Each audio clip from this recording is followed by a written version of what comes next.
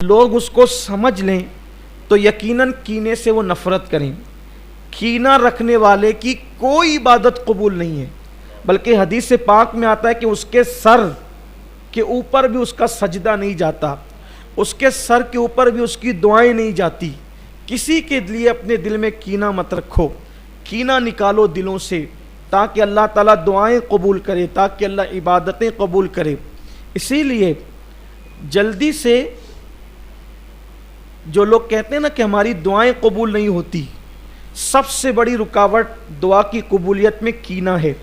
اور میں سمجھتا ہوں کہ شاید ہی کچھ لوگ ہیں جو اس کے دل میں کینہ نہ ہو، بلکہ اب تو لوگ کینہ رکھنے کو، بغض رکھنے کو گناہ سمجھتے بھی نہیں۔ زنا سے بڑا گناہ کینہ ہے، کینہ زنا سے بڑا، کینہ چوری سے بڑا، کینہ سارے جرائم سے بڑا۔ آپ دیکھو، زانی بخشا جا رہا ہے آج کی رات، چور بخشا جا رہا ہے آج کی رات، اور کینہ رکھنے والا بخشا نہیں جا رہا ہے۔ اور میں نے دیکھا ہے کہ داڑیاں بڑی بڑی ہے، 5 وقتہ نمازی ہے، حاجی ہے، عمرہ کرنے والے ہیں، لیکن دلوں میں کینہ ہے۔ اب دلوں کا کینہ کیسے پتہ چلتا ہے؟ آسان بات، کسی کی نعمت دیکھیں فوراً اس کے خلاف کمنٹ کریں، کینہ ہے۔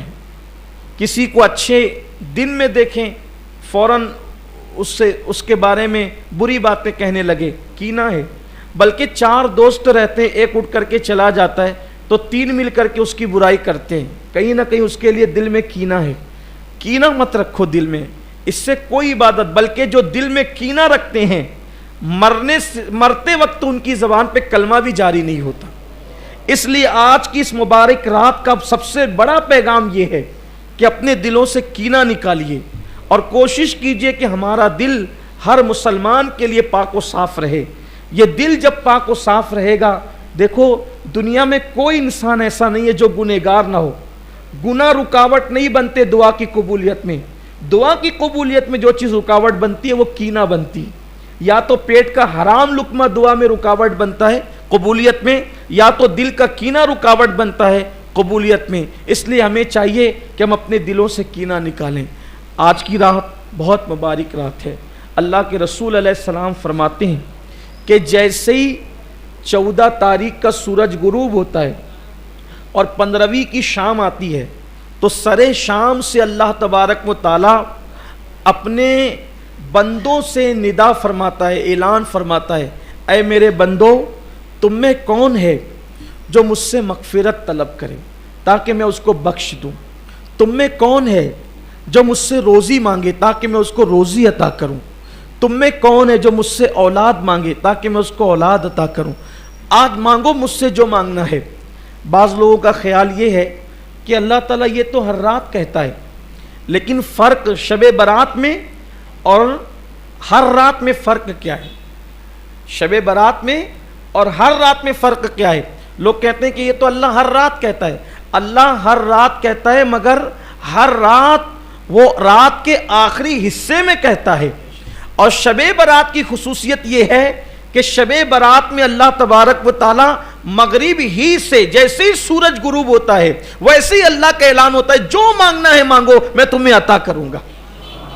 اور اللہ تعالیٰ پہلے آسمان پہ تجلی کرتا ہے جیسا کہ اس کی شان ہے، یعنی عوام کی زبان میں اللہ تبارک و تعالیٰ پہلے آسمان پر نزول اجلال فرماتا ہے، پہلے آسمان پر جلوگر ہوتا ہے اپنی شان کے لائق، آسمان دنیا پر جلوگر ہوتا ہے اپنی شان کے لائق، اس کے انوار و تجلیات کی خصوصی توجہ ہوتی ہے آسمان دنیا پر، اور اللہ تعالیٰ اپنے بندوں سے کہتا ہے آج تم مجھ سے جو مانگو گے میں تمہیں عطا کروں گا۔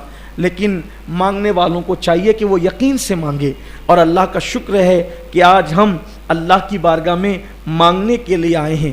انشاءاللہ ضرور ملے گا، لیکن یقین سے مانگیے گا، پورے وثوق سے مانگیے گا، اللہ تعالیٰ کی طرف پوری توجہ اور لو لگا کر کے مانگیے گا، اللہ ضرور عطا فرمائے گا۔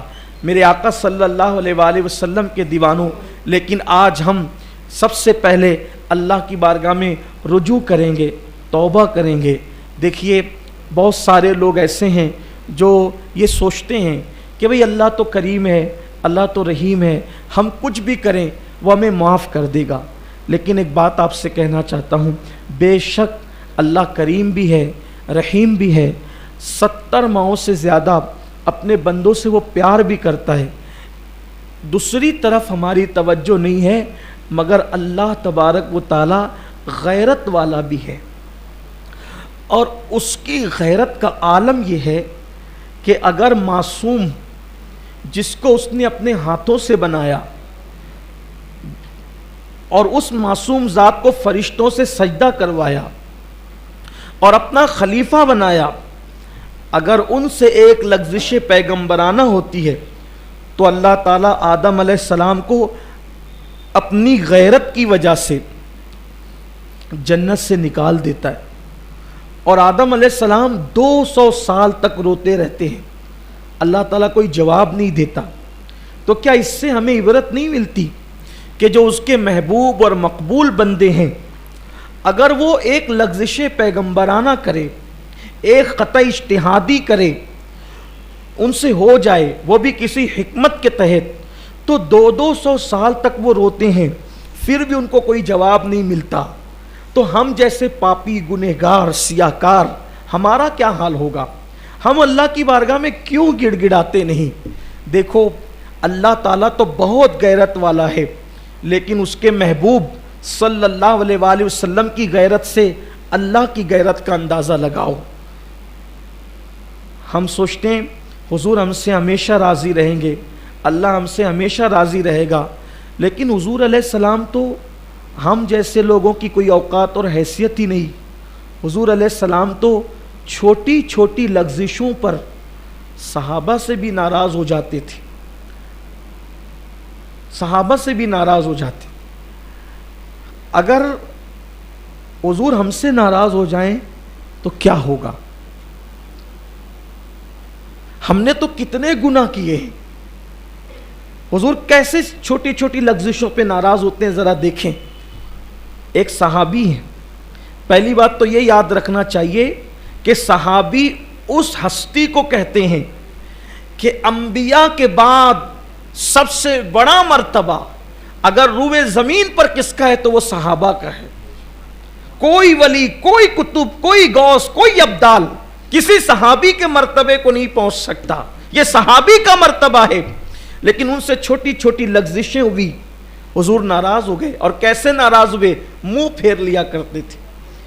روایت میں آتا ہے ایک صحابی سونے کی انگوٹھی پہن کر آئے، سونے کی انگوٹھی پہن کر آئے اور حضور علیہ السلام کو سلام کیا۔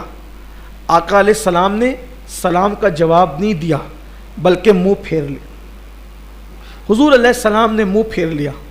جتنے میرے بھائی سن رہے ہیں، میری بہنیں اگر اپنے گھروں میں بیٹھ کر سن رہی ہے، میں ان سے پوچھنا چاہتا ہوں مرتبہ کیا ہے؟ صحابی۔ لغزش کیا ہے؟ سونے کی انگوٹھی۔ سلام کر رہے ہیں، جواب نہیں، منہ پھیر لیا۔ دوسری طرف سے آئے، شاید حضور نے پہچانا نہیں، سلام کیا، ادھر سے منہ پھیر لیا۔ اللہ اکبر! وہ صحابی بے چین ہو گئے۔ میرے اور آپ کی طرح وہ لوگ زبانی دعوے دار نہیں تھے عشق رسول کے، وہ سچے عاشق تھے، بے چین ہو گئے۔ حضور جان نور، غریب پرور، بندہ نواز، آقا کیوں ناراض ہیں؟ ناراضگی کی وجہ کیا ہے؟ آقا نے فرمایا میں تیرے ہاتھوں میں جہنمیوں کا زیور دیکھ رہا ہوں، میں تیرے ہاتھوں میں جہنمیوں کا زیور دیکھ رہا ہوں۔ بس اتنا کہنا تھا، انہوں نے سونے کی انگوٹھی اتاری اور پھینک دیا۔ پھر اللہ کے رسول تشریف لے گئے تو کسی نے کہا سونا تو مردوں پہ حرام ہے، عورتوں کے لیے تو جائز ہے، سونا اٹھاؤ اور سونا اٹھا کر کے اس کو بیچ کر اپنی بیوی کا زیور بنا دو۔ انہوں نے فرمایا اللہ کی عزت کی قسم، جس چیز کو میں نے محبوب کی خوشی کے لیے پھینک دیا ہے اب میں اس کو کبھی نہیں اٹھا سکتا۔ حضور علیہ السلام نے لیکن چہرہ پھیرا۔ دوسری حدیث سنیں، بات سمیٹتا ہوں، دوسری حدیث پاک سنیں۔ وہ تو صحابی تھے، ان صحابی کا نام حدیث کی کتابوں میں مجھے نہیں ملا، ان کا نام مجھے نہیں مل سکا، ہو سکتا ہے کسی کے علم میں ہو ان کا نام، لیکن ان سے بڑی ہستی، ان سے بڑی ہستی اس لیے کہہ رہا ہوں کہ یقینی طور پر وہ صحابی نہ صدیق اکبر تھے، نہ فاروق اعظم تھے، نہ عثمان غنی تھے، نہ مولا علی تھے، ان چاروں میں سے کوئی نہیں تھا۔ ظاہر سی بات ہے جو بھی رہے ہوں گے وہ عام صحابہ میں رہے ہوں گے، لیکن اب ان سے بڑی ہستی، ذرا دل کے کانوں سے سننا بہت غور سے، ان سے بڑی ہستی پوری کائنات میں حضور علیہ السلام جس سے سب سے زیادہ پیار کرتے ہیں، پوری کائنات میں اللہ کے بندوں میں سب سے زیادہ حضور کو جس سے پیار ہے وہ ذات ہے حضور کی شہزادی سیدہ کائنات ملکہ فردوس بری طیبہ طاہرہ عابدہ زاہدہ راکعہ ساجدہ نقیہ تقیہ رقیہ ام ابیہا عالمہ غیر معلمہ سیدہ فاطمۃ الزہرا فاطمہ بنت محمد روح فدا و ارواحنا فدا صلی اللہ علیہ وآلہ وسلم۔ حضور علیہ السلام ان سے اتنی محبت کرتے تھے، اتنی محبت کہ ان کے بغیر حضور نہیں رہتے تھے، حضور علیہ السلام ان کے بغیر نہیں رہتے تھے۔ حضور علیہ السلام کا گھر اور ان کا گھر صرف ایک دیوار کا فاصلہ تھا، اور ابھی بھی حضور علیہ السلام جس حجرے میں آرام کر رہے ہیں اس سے لگا ہوا سیدہ کا حجرہ ہے۔ یہ شان کی، ایسی شان کی خاتون ہے کہ ایسی شان کی عورت کائنات کی نگاہوں نے نہیں دیکھی، جس کے بابا سید الانبیاء، جس کے شوہر تاجدار حل عطا خاتم الولایت فاتح خیبر باب مدینۃ العلم مولائے کائنات سیدنا علی کرم اللہ تعالی وجہ الکریم، جس کے بیٹے امام حسن امام حسین جنتی جوانوں کے سردار، نہ کسی کے بیٹے ایسے نہ کسی کا باپ ایسا، اور شوہر شان والا اور خود اتنی شان والی۔ حضور کتنا پیار کرتے، جب وہ آتی ہیں تو حضور ان کے لیے اٹھ کے کھڑے ہو جاتے ہیں، ان کو اپنی جگہ پہ بٹھاتے ہیں، ان کے ہاتھ چومتے ہیں۔ حضور علیہ السلام ان کے ہاتھ چومتے تھے اور ان کو اپنی جگہ پہ بٹھا کے کہتے ہیں فاطمہ تجھ پر میرے ماں باپ قربان ہو جائیں۔ اتنی محبت کرتے تھے اللہ کے رسول علیہ الصلوۃ والتسلیم کہ جب سفر پر جاتے تھے تو سب سے آخری میں سیدہ فاطمہ سے ملتے تھے، اور جب سفر سے آتے تھے تو سب سے پہلے سیدہ فاطمہ سے ملتے تھے۔ ایک دیوار کا فاصلہ تھا حضور کے حجرے اور ان کے گھر کے درمیان۔ بار بار جاتے تھے آقا، اور جب کبھی جا نہیں سکتے تھے تو حضور علیہ السلام نے دیوار میں ایک کھڑکی بنا دی تھی کہ جب جب فاطمۃ الزہرا کی یاد آتی کھڑکی سے پردہ ہٹا کر آواز دیتے فاطمہ میری آنکھوں کی ٹھنڈک، قرۃ العین کہتے میری آنکھوں کی ٹھنڈک، حضور کی آنکھوں کی ٹھنڈک۔ پھر سیدہ کا چہرہ دیکھ لیتے اور حضور علیہ الصلوۃ والتسلیم کو جو ہے وہ قرار آ جاتا، چین آ جاتا۔ اسی لیے امام اہل سنت نے سیدہ کو جان احمد کی راحت قرار دیا۔ جو رسول ہر بے چین دل کا چین ہے، ہر دل کی راحت ہے میرے رسول، اس رسول کے دل کی راحت کا نام سیدہ فاطمۃ الزہرا ہے۔ اتنی محبت کرتے ہیں کہ کہتے ہیں فاطمہ تو بضعۃ منی، فاطمہ میرے جگر کا ٹکڑا ہے۔ اتنی محبت کرتے ہیں، لیکن اب اس تمہید کے بعد ذرا آؤ، نازک ہے بڑی غیرت سلطان مدینہ۔ حضور کی غیرت کا اندازہ کرو، محسوس کرو۔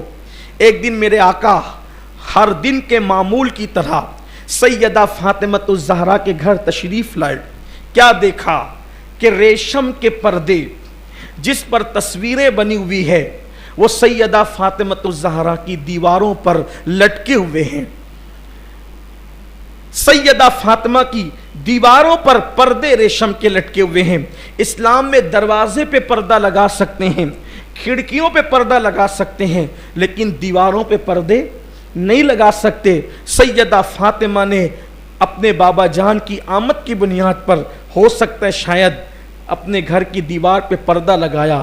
حضور علیہ السلام نے گھر کی دیواروں پہ پردہ دیکھا اور چہرہ پھیر لیا۔ حضور علیہ السلام نے منہ پھیر لیا۔ اسی طرح کی ملتی جلتی روایت اماں عائشہ کے لیے بھی آئی ہے۔ حضور نے چہرہ پھیر لیا اور چہرہ پھیر کر حضور اندر گھر میں نہیں گئے، باہر تشریف لے گئے۔ حضور چلے گئے، آقا تشریف لے گئے۔ سیدہ کو خبر ہوئی، حضور کیوں منہ پھیر کر گئے؟ جس سے سب سے زیادہ محبت کرتے ہیں، جس سے سب سے زیادہ پیار کرتے ہیں، उससे हुजूर ने मुंह फेरा। वजह क्या? सिर्फ दीवार पे पर्दे लगे हैं, दीवार पे पर्दे, हुजूर ने मुंह फेर लिया। गैरत है, नाजुक है बड़ी, गैरत सुल्तान मदीना। सैयदा को खबर हुई, दीवार के पर्दे खींच लिए, टुकड़े टुकड़े करके फेंक दिए, जिससे मेरे बाबा नाराज हो जाएं, वो पर्दे नहीं रहेंगे। फिर आका ने फरमाया, मेरी शहजादी, मेरी बेटी, हम दीवारों को कपड़े नहीं पहनाते, और दीवारों को कपड़े पहनाना ये आले मोहम्मद की शान नहीं। आपसे पूछना चाहता हूं, अब जरा दिल के कानों से, जहां मुझे आपको ले जाना था अब मैं ले जाना चाहता हूं, सब बिल्कुल हमातन गोश हो जाएं। सैयदा का घर कितना आला है, रश के अर्श है, रश के जिना है, सैयदा कायनात का घर, क्योंकि नबी अर्श पर कभी कभी है, सैयदा के घर में बार बार है। जन्नत जिसकी मुश्ताक है वो रसूल सैयदा के घर में बार बार आते जाते हैं। जन्नती जवानों के सरदार जिस घर में रहते हैं वो घर सैयदा का घर है। जन्नती औरतों की सरदार जिस घर में रहती है वो घर सैयदा का घर है। मौलाए कायनात वलियों के सरदार जिस घर में रहते हैं वो घर सैयदा का घर है। जिनके घर में बेइजाजत जिब्राइल आते नहीं वो घर सैयदा का घर है। लेकिन उस घर में अगर कपड़े का पर्दा दीवार पर लग जाता है तो हुजूर चेहरा फेर करके वापस चले जाते हैं। सिर्फ दीवार पे पर्दा लगने की बुनियाद पर हुजूर अलैहिस्सलाम जब चेहरा फेर कर वापस चले जाते हैं, नाजुक है बड़ी, गैरते सुल्तान मदीना। अब तसव्वुर करो, सबसे ज्यादा जिससे प्यार करें अगर वो दीवार पे पर्दा लगा दे तो हुजूर चेहरा फेर कर वापस चले जाएं, क्या ख्याल है? हम दाढ़ियां मुंडा रहे हैं, हम नमाजों को तर्क कर रहे हैं, हम सूद खा रहे हैं, हराम कारोबार कर रहे हैं, कोई जिना के अड्डे पे जा रहा है, कोई शराब के अड्डे पे जा रहा है, कोई भाइयों की हक तलफी कर रहा है, कोई बहनों की हक तलफी कर रहा है। अब उसी को मरने के बाद उसकी कब्र में लिटा दिया गया, उसको मरने के बाद उसकी कब्र में रख दिया गया। गुनाह करने वालों से मैं तवज्जो चाहता हूं, फिल्में देखने वालों से तवज्जो चाहता हूं। हाँ हाँ, ये वही गुंबदो मीनार का शहर है ना जहां की अल्लाह अकबर फिल्म की दास्तान पूरी दुनिया में गूंज रही है कि अल्लाह अकबर। हमारे यहां फिल्मी टाकीजों के अंदर इतनी भीड़ होती है कि अगर पैरों से चलकर जाने के लिए रास्ता नहीं होता तो हमारे जवान लोगों के सर पे कदम रख करके फिल्मों के अंदर जाया करते हैं। यही वो गुंबदे मीनार का शहर है ना। अब मैं आपसे पूछना चाहता हूं, ना अमल है, ना नेकियां है, ना तकवा है, ना परहेजगारी है, कुछ नहीं है। बोलो हमारा किस पर नाज है, किस पर भरोसा है? एक ही जात है। अल्लाह राजी होगा तो किसकी वजह से? आमिना के लाल की वजह से। अल्लाह अगर हमें बख्श देगा तो किसकी वजह से? आमिना के लाल की वजह से। अगर अल्लाह हमें जन्नत देगा तो किसकी वजह से? आमिना के लाल की वजह से। सोचो, दाढ़ियां मुंडाने वालों, शराब पीने वालों, हराम कारोबार करने वालों, सूद के धंधे करने वालों, कानों में ईयरफोन लगाकर गाने सुनने वालों, गफलतों की जिंदगी गुजारने वालों, मरने के बाद कब्र में डाल दिए गए। बाप छोड़कर गया, भाई छोड़कर गए, रिश्तेदार छोड़कर गए, सब मुंह फेर कर मनो मिट्टी डाल करके वापस चले गए। उस वक्त बंदे के लिए एक ही सहारा होता है, अल्लाह की रहमत मुतवज्जे होगी तो एक की वजह से वो ये कि मुस्तफा जाने रहमत कब्र में तशरीफ लाएंगे। न कोई आलिम आएगा, न कोई पीर, न कोई मौलवी, कोई नहीं, कुछ नहीं। आज के पीर की बात कर रहा हूं, मेरी बात का गलत मतलब ना लीजिएगा। कोई कब्र में नहीं आएगा, कब्र में आएंगे तो मुस्तफा जाने रहमत तशरीफ लाएंगे। अब आप मुझे बताएं, जो अपनी बेटी के घर में जो है वो पर्दा देखकर मुंह फेर कर वापस चले जाते हैं, अगर उनकी नजर हमारे चेहरे पे पड़ी, ये वही आंखें थी जो रात के अंदर मोबाइल पर गंदे मनाजिर देखती थी, ये वही आंखें थी अल्लाह अकबर जो औरतों को पाप की नजर उठाती थी, ये वही वजूद था जो मस्जिदों से कोसों दूर रहता था। हाँ हाँ, ये वही लोग थे जिन्होंने मस्जिदों को वीरान कर दिया था, जो फजर की नमाजों में सोते पड़े रहते थे। मुझे बताओ, सैयदा इतनी प्यारी है, इतनी नेक शहजादी है कि जिसके वजूद में रसूलुल्लाह का खून है, अगर उनके घर में दीवार पे पर्दे देखकर, इतनी छोटी सी बात देखकर हुजूर चेहरा फेर कर वापस चले जाते हैं, अगर अल्लाह ना करे हमारे जराइम को, गुनाहों को, पाप को देखकर अल्लाह के रसूल चेहरा फेर कर واپس چلے گئے, ہماری قبر سے واپس چلے گئے. نازک ہے بڑی غیرت سلطان مدینہ. حضور اگر چہرہ پھیر کر واپس گئے تو یاد رکھنا, دنیا کے امتحان میں 1000 مرتبہ ناکام ہو جاؤ تو پھر کامیاب ہونے کا موقع مل سکتا ہے, لیکن قبر کے امتحان میں 1 مرتبہ ناکام ہو گئے, حضور چہرہ پھیر کر واپس چلے گئے, کوئی نہیں بچا سکتا, کوئی دنیا کی طاقت نہیں بچا سکتی. بڑی معذرت کے ساتھ ہمت کر کے یہ بات بھی کہہ دوں, اگر حضور چہرہ پھیر کر واپس چلے گئے تو قرآن خوانیاں تمہارے نام کی بھی تمہیں بخشوا نہ سکے گی, تمہارے نام کی مغفرت کی دعائیں بھی تمہیں بخشوا نہ سکے گی, تمہاری اللہ اکبر ایصال ثواب کی محفلیں بھی تمہیں نجات نہ دلا سکے گی, کیونکہ نجات موقوف ہے مصطفیٰ جان رحمت کی رحمت پر. اللہ نے وعدہ کر دیا ہے, حبیب تو جسے چاہے گا, تو جسے چاہے گا. چاہے گا کے 2 مطلب ہوتے, چاہے گا کہ 2, ایک یہ چاہنے کا مطلب ہوتا ہے جس سے تو راضی ہوگا, اسی کو جنت دوں گا. عمل پہ جنت نہیں دوں گا, تیری رضا پہ دوں گا. قرآن کہتا ہے عاملۃ ناصبۃ تصلی نارا حامیہ. اللہ نے اعلان کر دیا عمل کر کے آئیں گے, محنت کر کے آئیں گے, پھر بھی جہنم میں ڈالوں گا, یہ کہہ کر ذوق انک انت العزیز الکریم, چکھ یہ جہنم کا عذاب. دنیا میں بڑا عزت دار بنتا تھا, تو نے بس میرے محبوب کو راضی نہیں کیا, سب کچھ دیا کیا, حبیب کو راضی نہیں کیا. بولیے آج ہم کیا کیا کر رہے ہیں. مجھے تو سیدہ فاطمہ اور سیدہ عائشہ کے گھر کی وہ داستان دیکھ کر حیرت ہوتی ہے. نازک ہے بڑی غیرت سلطان مدینہ, کتنی نازک ہے. اگر بیٹی کے ہاتھ میں سونے کے زیورات دیکھیں تو فرمایا فاطمہ یہ تمہاری شان نہیں کہ تم اس طرح کے زیورات پہنو. اللہ اکبر. آپ مجھے بتائیں آج کی رات بس میں یہی کہنے آیا ہوں, تقریر تو بار بار میں آپ کے سامنے کرتا رہتا ہوں, آپ سنتے بھی رہتے ہیں, لیکن یہی کہنے آیا ہوں, بتاؤ قبر کا بھی کچھ خیال ہے؟ آج کے رات قبرستان اس لیے نہیں جاتے کہ مرحوموں پہ فاتحہ پڑھیں, قبرستان جانے کا مقصد ہی نہیں سمجھے. ارے مرحوم پر فاتحہ تو گھر بیٹھ کے بھی ہو سکتی ہے. باپ کی قبر سعودی میں, یمن میں, مصر میں, گھر بیٹھ فاتحہ پڑھ, وہاں ایصال ثواب پہنچے گا. قبرستان جانے کے لیے سنت کیوں ہے؟ قبر پر جا بیٹھ دیکھ, یہ قبرستان ہے. کبھی اس طرح بھی دیکھو قبرستان کو. شب برات میں قبرستان کیوں جاتے ہیں؟ تاکہ موت یاد آئے. جاؤ دیکھو, بڑے بڑے سیاسی لیڈر بے بس و بے کس پڑے ہوئے ہیں, بڑے بڑے مالدار بے کس و بے بس پڑے ہوئے ہیں, بڑے بڑے پہلوان بے کس و بے بس پڑے ہوئے ہیں, بڑے بڑے عزت دار بے کس و بے بس پڑے ہوئے, جن کے آنے پر تکبیریں بلند کی جاتی تھی, جن کے آنے پہ تالیاں بجتی تھی, جن کے آنے پر محلے اور اسٹیج سجتے تھے. جا کے دیکھو مٹی میں سو رہے ہیں, کوئی ان کی قبروں پہ فاتحہ پڑھنے والا نہیں. قبر پہ بیٹھ کے سوچ, جیسے وہ بے بس پڑا ہوا ہے, ایک دن میں بھی یہیں آؤں گا. مغفرت نہ سب پر نہیں ہوگی کہ تو کتنے بڑے باپ کا بیٹا ہے, اس پر مغفرت نہیں ہوگی. مغفرت اس پر نہیں ہوگی کہ تو کتنا کیا کر کے ہے. مغفرت تو اس پہ ہوگی کہ حضور تجھ سے خوش ہیں یا ناراض ہیں. اگر وہ چہرہ پھیر لیں کچھ نہیں ہونا ہے. اور ہم وہی سارے کام کر رہے ہیں, وہی سارے کام کر رہے ہیں جس سے حضور چہرہ پھیر لیں. پتہ نہیں آج کی تاریخ میں حضور ہم سے راضی ہے کہ ناراض ہے. کوئی سونے کی انگوٹھی پہن لے تو حضور منہ پھیر لیتے ہیں. ہم نے تو کوئی ایسا حرام کام چھوڑا ہی نہیں جو ہم نہ کرتے ہو. ایک ایک دن میں کئی مرتبہ حرام کام کرتے. اگر حضور ہم سے منہ پھیر رہے ہو تو ہمیں پتہ ہی نہیں, ہمیں خبر ہی نہیں, خیال ہی نہیں. قبر میں کیا ہوگا, انجام کیا ہوگا. شب برات میں آج توبہ کر لو, آج اپنے اللہ کو منا لو, آج اپنے رسول کو منا لو.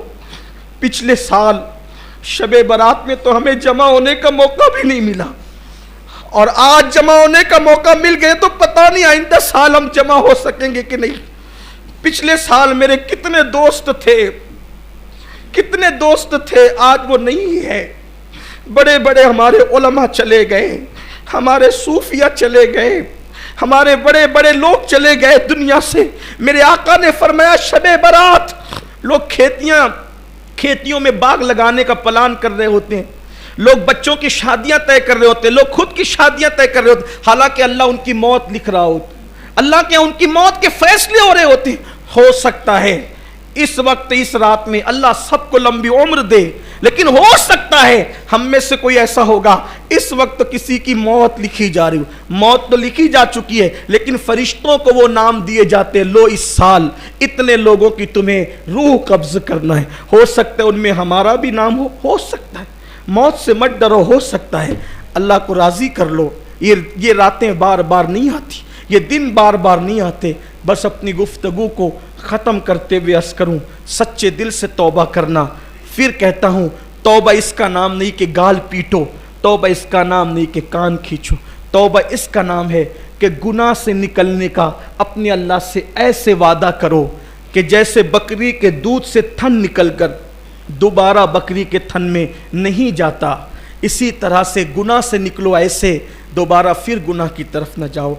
आज अहद करो, आज हम नमाज पढ़ेंगे सलातुत तस्बीह, लेकिन आज के बाद हमारी कोई नमाज नहीं छूटेगी, कोई नमाज तर्क नहीं होगी, हर गुनाह से बचेंगे, घरों में नमाज का माहौल बनाएंगे। एक रिवायत पढ़कर बात ख़त्म करता हूँ।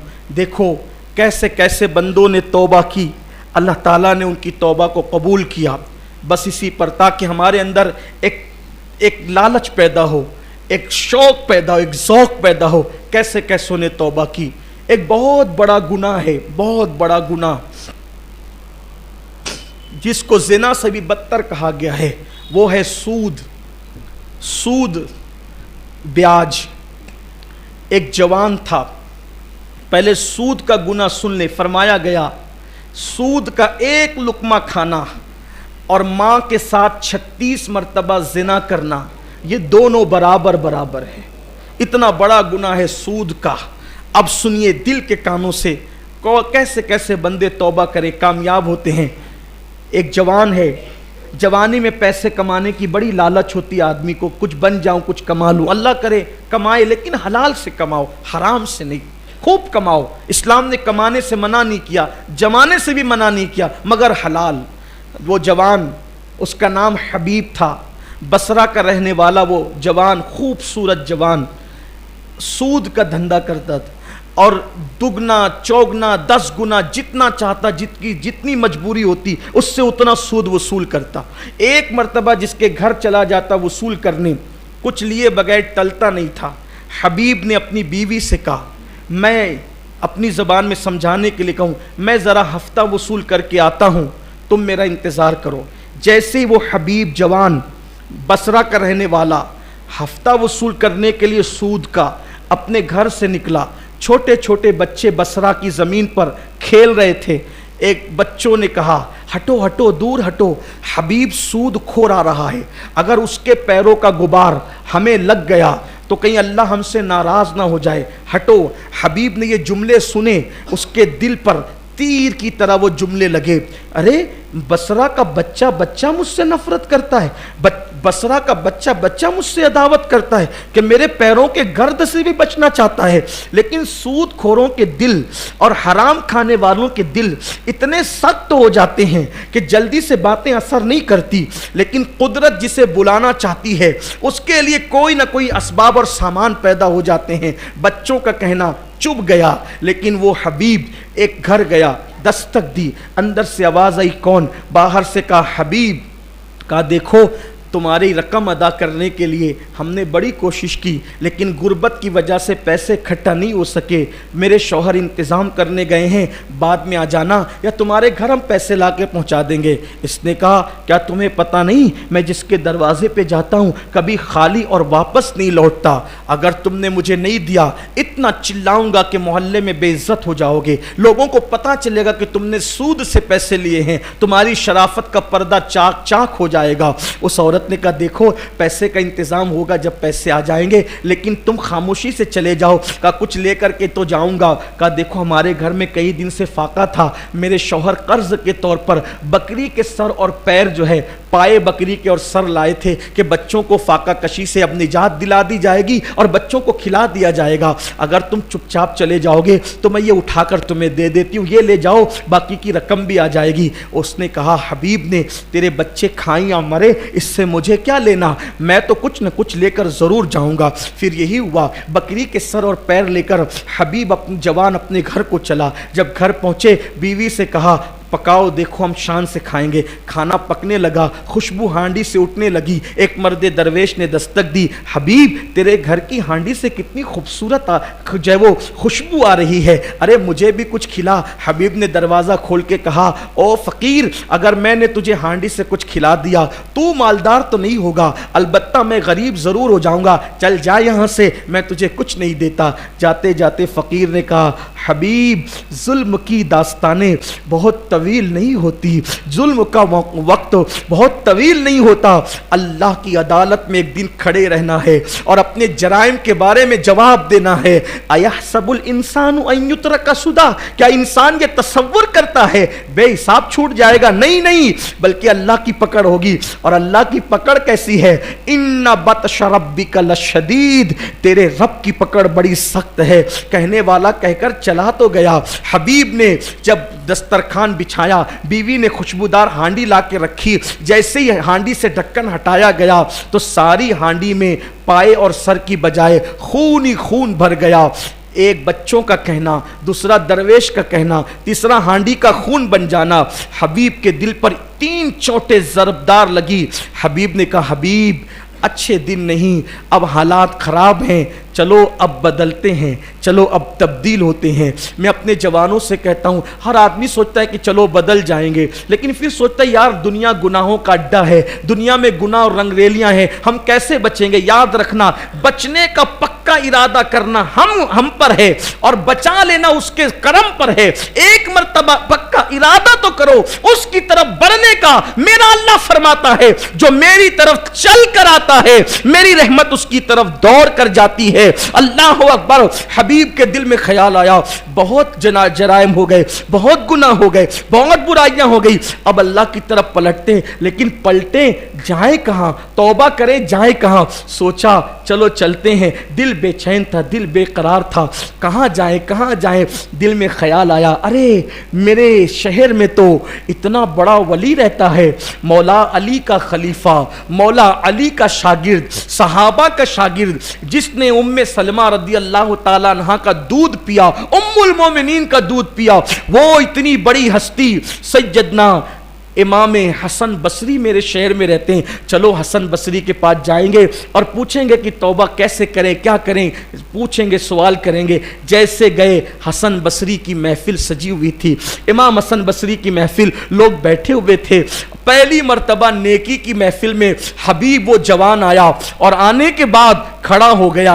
امام حسن بصری لوگوں سے کہتے تھے لوگوں توبہ کرو، لوگوں توبہ کرو، اللہ 70 ماہوں سے زیادہ پیار کرتا ہے، کوئی 4000 سال تک گناہ کرے اور پھر توبہ کرے اللہ اسے بھی معاف کر دے گا، لوگوں توبہ میں جلدی کرو، کل پہ مت ڈالو توبہ کو، پل کا بھروسہ نہیں، کل پہ مت ڈالو، توبہ کرو، توبہ کرو، اللہ سے صلح کر لو۔ اس طرح کی بات امام حسن بصری کہتے کہتے آپ اپنے رنگ میں گفتگو کرتے ہوئے کہا ارے تم لوگ اتنے گنہگار نہیں ہو جتنا حبیب سود خور گنہگار ہے، اگر حبیب سود خور بھی آج توبہ کر لے اللہ اس کو بھی معاف کر دے گا۔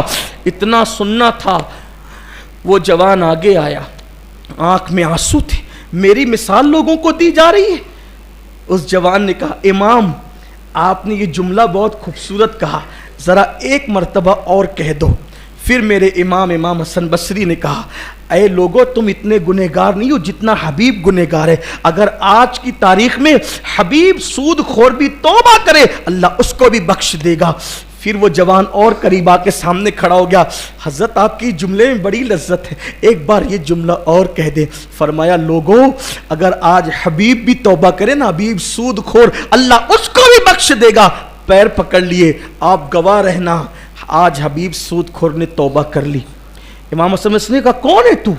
کہا میں ہی حبیب سود کھور ہوں، اب توبہ کرا دو. آپ کہہ رہے تھے نا اللہ معاف کرے گا، آپ کے کہنے پر، ولی کے کہنے پہ مجھے یقین ہے، میں توبہ کرتا ہوں. امام حسن بصری نے توبہ کرایا، مرید کیا.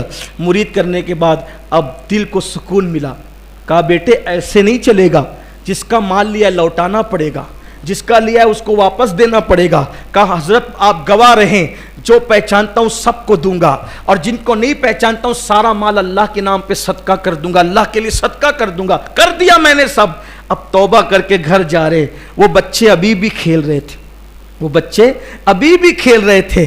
جیسے حبیب کو دیکھا کہا ہٹو ہٹو، حبیب اللہ کا محبوب بن کر آ رہا ہے، حبیب اللہ کا حبیب بن کر آ رہا ہے. وہ دور میڈیا کا دور تو تھا نہیں. حبیب نے آسمان کی طرف دیکھے، کہا اللہ تو کتنا پیار کرتا ہے بندے سے، میں نے کتنے گناہ کیے کہ لوگ نفرت کرنے لگے اور میں نے توبہ کیا کر لی. بچے بچے کے دل میں تو نے میری محبت پیدا کر دی. پھر حبیب نے کہا اب زندگی بھر پرہیزگاری میں، تقوی میں متقی بن کے گزار دوں گا. پھر امام حسن بصری کے مرید ہوئے، پھر خلیفہ ہوئے، اتنے متقی ہوئے کہ اسی حبیب کو دنیا نے حضرت حبیب اجمی کے نام سے جانا. اور یہ حبیب اجمی کون ہے؟ غوث پاک کے پیر کے پیر کے پیر کے پیر کے بھی پیر ہے، غریب نواز کے پیر کے پیر کے پیر کے بھی پیر ہے، یعنی پیران پیر کے بھی پیروں میں بن گئے سچی توبہ کی برکت سے. پھر پتہ ہے کیا مقام ان کو ملا، کیا مرتبہ ان کو ملا سچی توبہ کی برکت سے. پھر وہ بڑے نیک ہو گئے، اب نماز بھی پڑھاتے تھے. ایک دن نماز پڑھا رہے تھے، ان کے پیر و مرشد جن کے ہاتھ پہ حبیب نے توبہ کی تھی، امام حسن بصری ان سے ملنے آئے. راستے میں لیٹ ہو گئے، اذان ہو گئی. حبیب اجمی نے نماز شروع کر دی. اب امام حسن بصری کتنے بڑے بزرگ، انہوں نے توبہ کرائی. مولا علی فرماتے تھے جب حسن بصری ہو تو کوئی تقریر نہیں کر سکتا. حسن بصری کا کہ تقریر کرنا. یہ مولائے کائنات کے خلفاء مشہور 3 ہے، ایک امام حسن، ایک امام حسین اور ایک امام حسن بصری. سوچو جسے مولا علی خلافت دے کیسی ہستی ہوگی. اب آئے حبیب اجمی نماز پڑھا رہے ہیں. حسن بصری نے سوچا میرے ہاتھ پہ توبہ کی، توبہ تو میں پہلے کیسا تھا میرے ہاتھ، میں اس کے پیچھے کیوں نماز پڑھوں، میں اس کے پیچھے کیوں نماز پڑھوں، اس کی شان تو میرے برابر نہیں ہے، اس کا مرتبہ تو میرے برابر نہیں ہے. نماز نہیں پڑھی، ختم ہوگی نماز. پھر اپنی نماز شروع کی. اس رات گھر گئے تو خواب میں اللہ کا دیدار کیا، خواب میں اللہ کو دیکھا.